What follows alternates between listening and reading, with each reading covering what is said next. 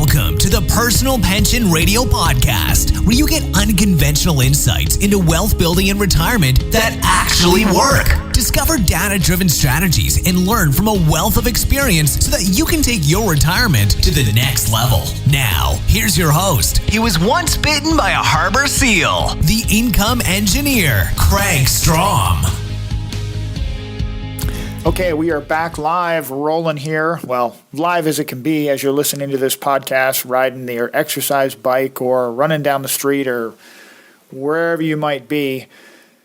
Welcome to Personal Pension Radio. If you haven't been to the show before, we are all about helping you optimize your retirement income. So the big question is, why are you actually thinking about saving money for retirement? Why are we saving money? Why do you put money aside into 401k, Roth IRA, investments in general? Why do we save money away? Why do we give up use of that money today? Well, isn't it to have an income stream someday in the future? It's not enough to have a great big account balance someday. We need to have a plan to be able to draw income from that money. So that's what Personal Pension Radio is all about, is just that message, that conversation, and all of the various things that go around it, because optimizing retirement income does not happen with a particular product. Mutual funds, 401ks, life insurance, real estate, annuities, none of those things by themselves fix or achieve maximum retirement income. You've got to have an integrated approach that weaves all of these things together.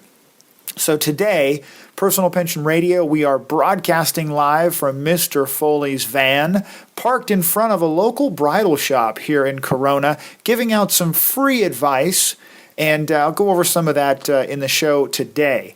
Now, disclosure, I am not an attorney, I'm not a CPA, and I am a certified financial planner, professional. But the big disclosure is, don't act on advice that you hear from a financial advisor, or more importantly, from a financial entertainer on the radio or in a television show or a newspaper article or anything like that. Don't act on that advice unless you've actually met with a qualified, licensed, regulated financial advisor who's going to get to know you specifically and work to design a plan that is specifically catered to you. So there's my disclosure. I'm going to give you some information and insights from my perspective, and I am a CFP, I am licensed, I am regulated, but that doesn't mean that you should act on advice or comments that you hear on this show. So keep that in mind. The best thing that you can do is go to Personal Pension Radio and contact me right through the website. Just go to the website, personalpensionradio.com, and look me up. Right after you left me a fantastic review. Thank you, by the way. We've got a number of reviews came in on iTunes. So listeners, thank you so much. We really appreciate the love. So let's jump in. Segment number 1 today is a segment I call Watch Your Step. So watch your step. Be careful as far as the conventional wisdom out there, or the standard mainstream advice. So conventional wisdom, what do I mean by that? I mean, maybe a good way to say it is, you think about this. How long was the 100-year war? Well, it wasn't 100 years. It was like 113 years or 114 years, right? What color is the black box? Well, the black box is orange or bright yellow. It's not black, right? We hear these things and they become just part of our lexicon, part of our standard belief structure, because it's just woven into the fabric of our communication. Conventional wisdom. So what I say, watch your step, I suggest before you jump into something, especially a financial decision, and you're heading that direction, ask yourself, stop and check yourself, watch your step and say, well, why am I doing it this way? Why am I not doing something different? And the one that came up for me was one of my friends, she asked me a question, or actually it was part of a conversation that she and I were having last week, and she was talking about, just things financially are just really tight for her family, and then she said something that caught my attention, really stopped me in my tracks. She's now told me a number of things that, things are financially tough. They're a one-income family where she works, and there's 4 kids, and, its finances are kind of tight. And then she says, "Oh, and my daughter wants a destination wedding, and gosh, I'm going to have to go into debt just to get to the wedding." And that's where I just, hold on, what? Wait a minute, you're going to go into debt in order to get to your daughter's wedding, instead of sitting your daughter down and saying, no, I will not be at your wedding if your wedding is going to be in some tropical destination that costs me $3,000 to visit the wedding. It's just not going to happen. But instead, the society is basically saying, oh, you've got to be at your child's wedding. You've got to give them what they want. Well, wait a minute. Since when do we have to sacrifice? Which is exactly what this mom is about to do. In her mind, she's already done it. She's going to sacrifice huge benefits and growth and opportunities to save and get out of debt in order to go to her daughter's destination wedding.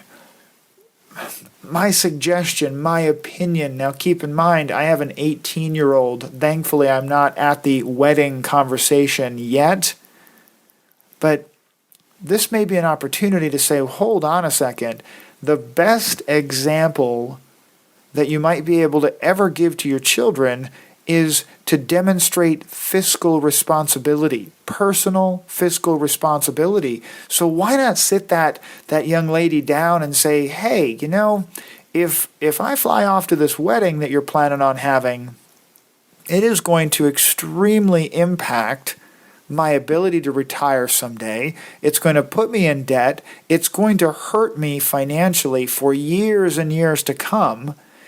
And then find out what the answer comes back from that child. Well, I'm guessing that there's a good possibility that child says, okay, gosh, never really thought about it that way, Mom. I think we could probably find a wedding closer to home and maybe a honeymoon farther away.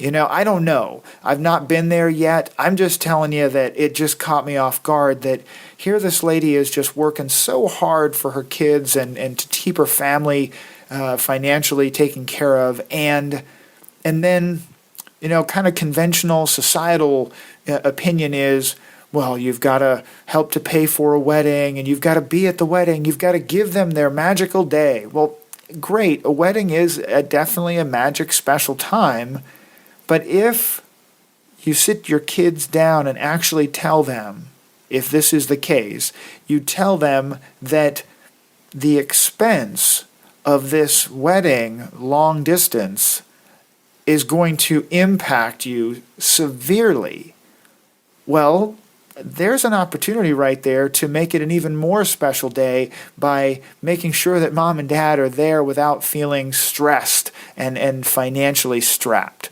So I just say watch your step. When your kid's wedding is coming up or a big expense is coming up and kind of the world now says the kids should get whatever they want. Well, I don't believe that personally, that they should get whatever they want, even though it might end up cutting into your ability to have a strong retirement income.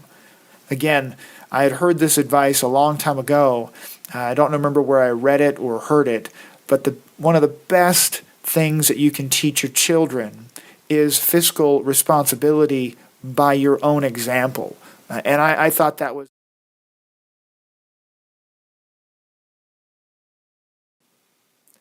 important lesson to share with your kids.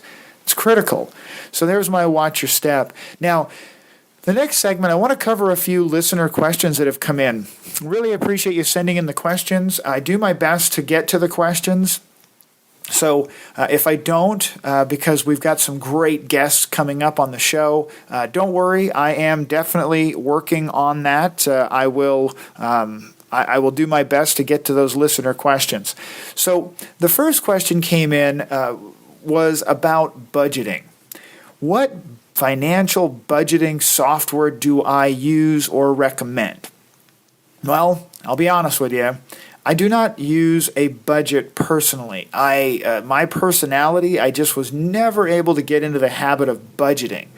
Now, what I do, though, is I use a accounting software. I happen to use Quicken. I know that QuickBooks is the dominant name brand out there. There's a number of online software programs and such, but I have used Quicken for many years. And what I do instead of budgeting is I track all of my expenses.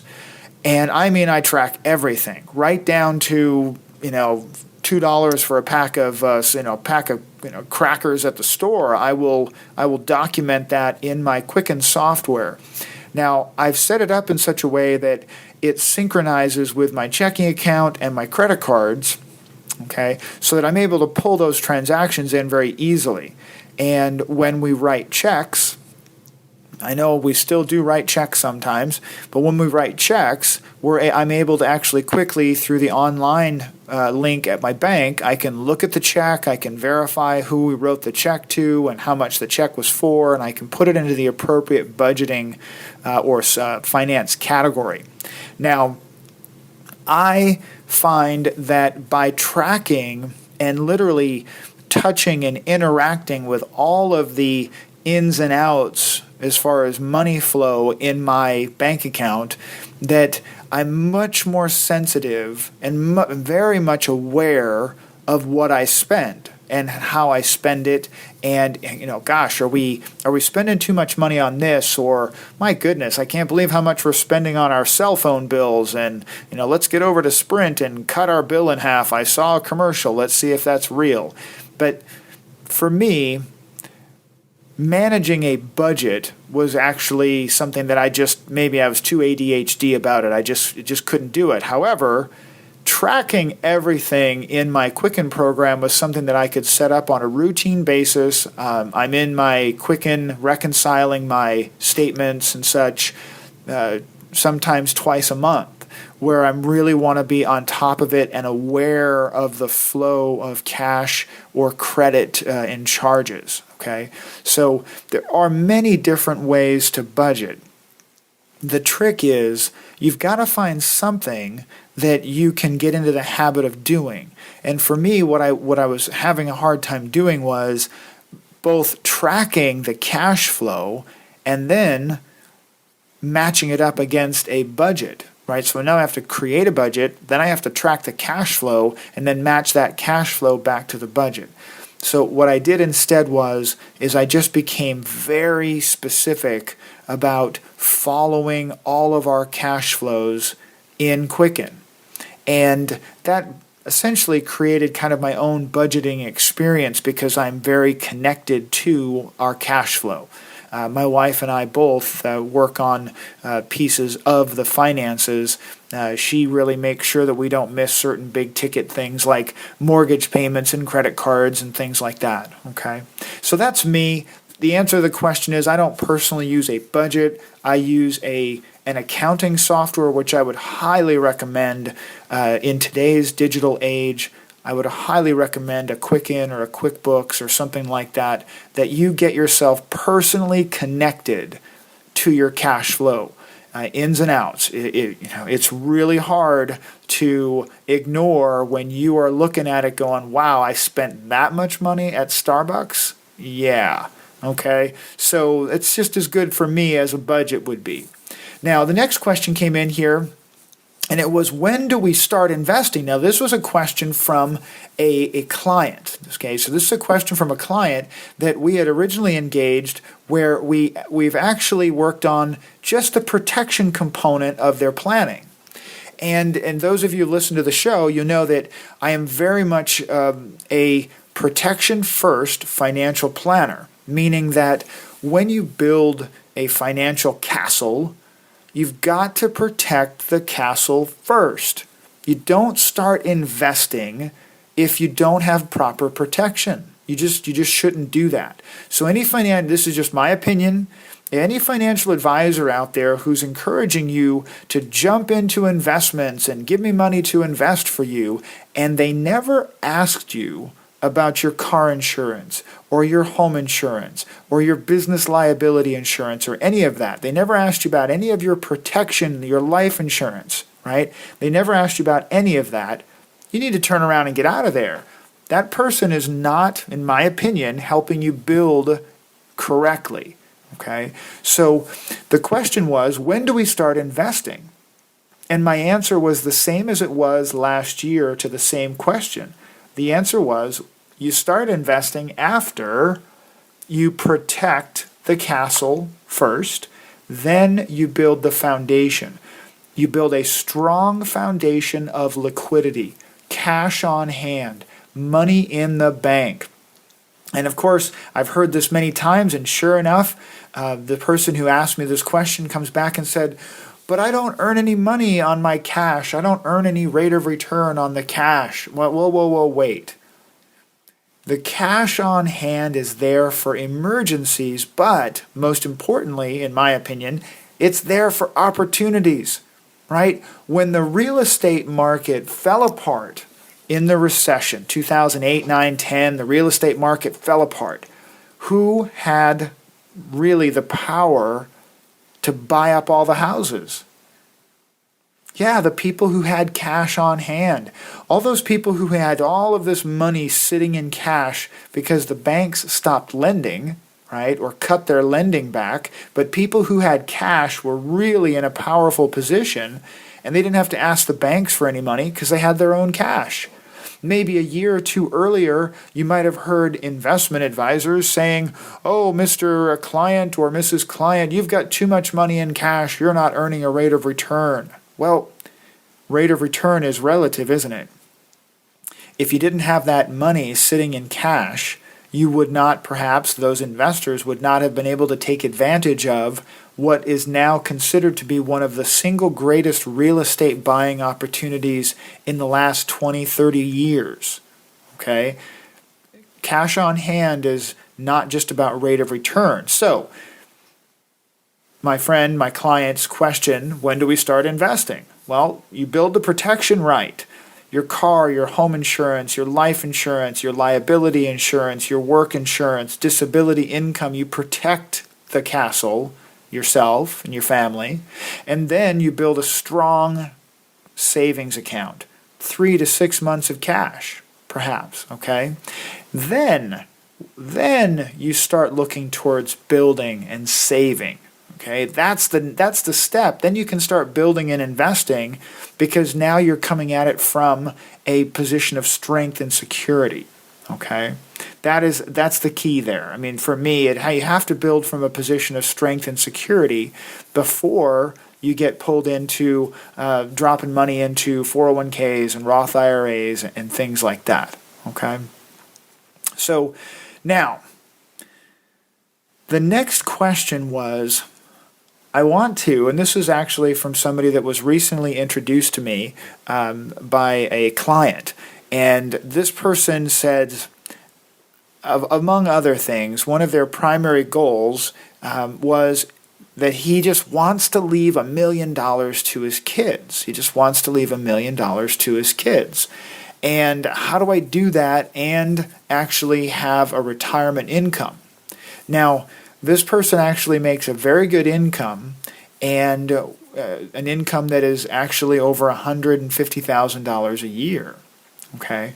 And how does he retire and keep a good lifestyle, a good income, without sacrificing the gift that he would like to leave to his children? That's the real question.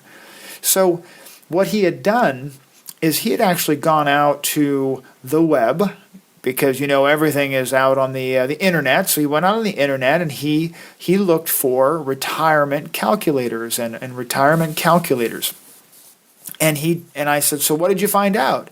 And he said, it just seems like an impossible thing to do. absolutely impossible thing to do.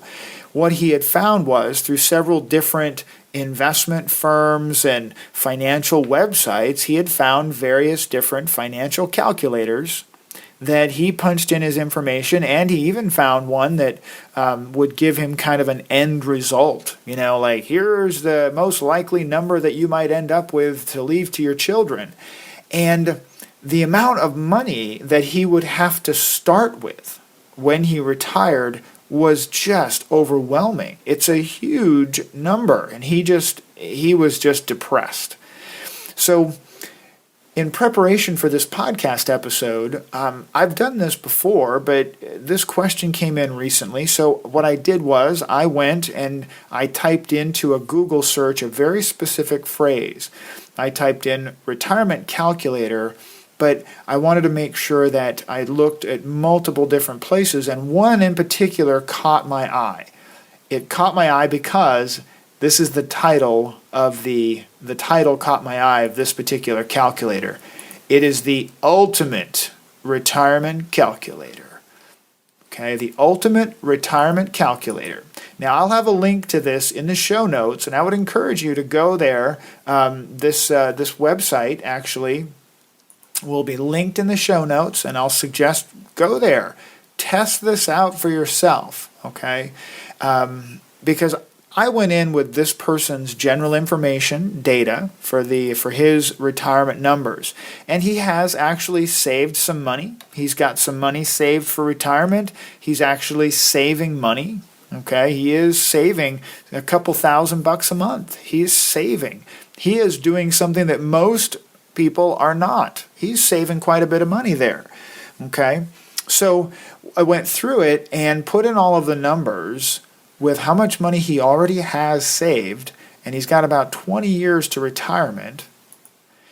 And the Ultimate Retirement Calculator, the Ultimate Retirement Calculator came back and said he needs $5.7 million in his retirement accounts in order to have an income of $150,000 a year. Keep in mind, that is the income that he's currently at.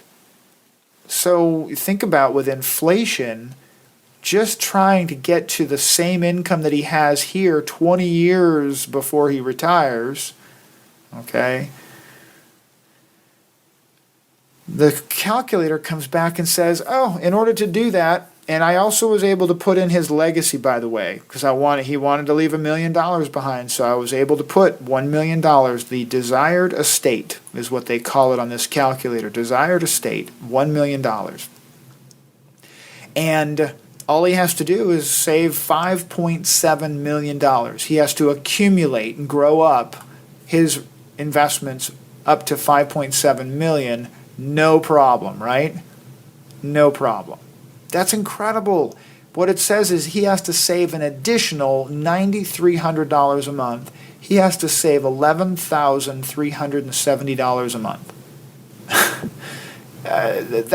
I can see right here, okay? I can see right here with this type of research that I've seen this many times, but I can see personally that if I didn't know what I know as a financial planner and for what I teach with retirement income planning, if I didn't know what I know, I can see how this kind of result would be very depressing, would be really daunting. When you look at this, I mean, it's very difficult to build up $5.7 million on a fireman's salary. I mean, you can't save $11,000 a month. It's impossible. And yet, this calculator misses, for example, the most important perhaps solution to what he ultimately wants to do. He wanted what? He wants to leave $1 million to his kids. He wants to leave $1 million to his kids. The desired estate is $1 million. Why not just buy life insurance to guarantee the legacy to the kids, right? What is the ultimate asset that pays when you die to the people you want? It's life insurance, right? That's the thing. So these financial calculators, they're just looking at the investments. They are not integrated. They're not bringing in multiple different components of your financial life to figure this out. Because the legacy piece could easily be solved with life insurance at a very efficient rate. Very efficient. Okay? So I've got a link to the calculator. I would encourage you to go and put your own numbers into this, because this is the kind of stuff that the contemporary mainstream financial community is using, this exact kind of financial software to help people plan for retirement. And I personally believe, my opinion again, I personally believe that this is only half the story, and it is so wrong. It is so wrong. My specialty is teaching people how to balance their savings and their financial resources for maximum retirement income, and they get to choose the legacy that they desire. We don't always hit the number exactly where people want to be, but it is way better than having to sit there and tell someone, hey, all you got to do is save $11,000 a month and have no lifestyle for the next 20 years so that you can get to retirement and live on less than you have now. And that is a depressing conversation. So I'm telling you right now, when you go to this website and you do your own, I mean, this is the ultimate retirement calculator. Run your numbers, please run your numbers, and then request or do a screenshot and grab it, print it out, and then contact me at Personal Pension Radio, and let's go over it together. I would like to do a retirement analysis, an income analysis for you, to give you a comparison to match up against what you get on this website. I'll tell you what, my numbers are going to look a heck of a lot better and far more attainable. It's going to look so much more positive, give you something to really shoot for. Okay? This is serious stuff. Don't just ignore this challenge. I'm challenging you right now. Go to the show notes, grab the link to the calculator, run your own. If you like the numbers, great. The numbers that we do together will most likely be a heck of a lot better. If you don't like the numbers that we do, you and I do together, are going to look a heck of a lot better. So that wraps up today. I wanted to make sure that you had this as a homework assignment, okay? Go there, grab the link, run your numbers, and let's talk about it. I want to hear it back in your feedback. I want to hear what you come up with. And keep sharing Personal Pension Radio. The financial world, the message from the financial world is all about one side of the financial journey. Very, very little conversation is happening about tying both sides of the journey together, the accumulation and distribution phase. I need your help. We've had just a tremendous support for this show, and I love you guys for doing it. But the best thing you can do is share it. Share it with a friend. Get this message out there. Get this challenge out there. And I look forward to helping you and talking to you directly. Remember, what keeps you up at night? What financial questions do you have that have not been answered? Something that you've heard out there in the financial world that you'd like to hear me talk about, submit your questions at personalpensionradio.com. I look forward to talking to you again soon. Take care. Thank you for listening to the Personal Pension Radio Podcast. If you missed anything during the show, that's okay. We took the notes for you. Check the show notes for links, offers, and a full transcript. And don't forget to head over to personalpensionradio.com and download your free retirement income report. While you're there, we'd appreciate some iTunes love. Please leave us a fantastic rating on iTunes by going to personalpensionradio.com/iTunes. Thanks again for listening.